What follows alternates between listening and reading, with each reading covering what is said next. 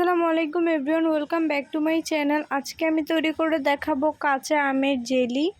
তাই এখানে আমি 8টি কাঁচা আম নিয়েছি।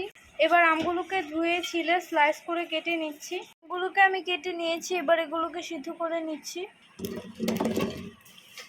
দিচ্ছি পরিমাণ মতো গরম পানি। এবার একটি ঢাকনা দিয়ে ঢেকে এগুলোকে সিদ্ধ করে নিচ্ছি। আমগুলোকে আমি সিদ্ধ করে নিয়েছি। এবার এগুলোকে ব্লেন্ডার জারে দিয়ে ব্লেন্ড করে নিচ্ছি। দিয়ে দিচ্ছি পরিমাণ মতো পানি। এবার এটাকে ব্লেন্ড করে নিচ্ছি।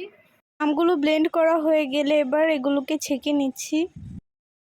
ছাঁকা হয়ে গেলে এবার আমের পিউরিটা একটি প্যানের মধ্যে নিয়ে নিচ্ছি।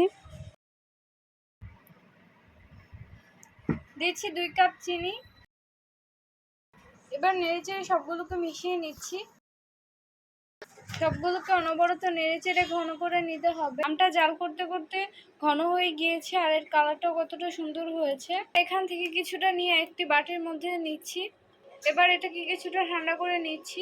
এখন বাটিটা কাত করলেও কিন্তু পড়ে যাচ্ছে না, তার মানে এটা ভালোভাবে হয়ে গিয়েছে। এবার এটাকে চুলা থেকে নামিয়ে যে পাত্রে সেট করব তার মধ্যে দিয়ে দিচ্ছি। এবার এটাকে 6-7 ঘন্টার জন্য এভাবেই রেখে দিব। 6-7 ঘন্টা রাখার কারণে জেলিটা কিন্তু ভালোভাবে সেট হয়ে গিয়েছে।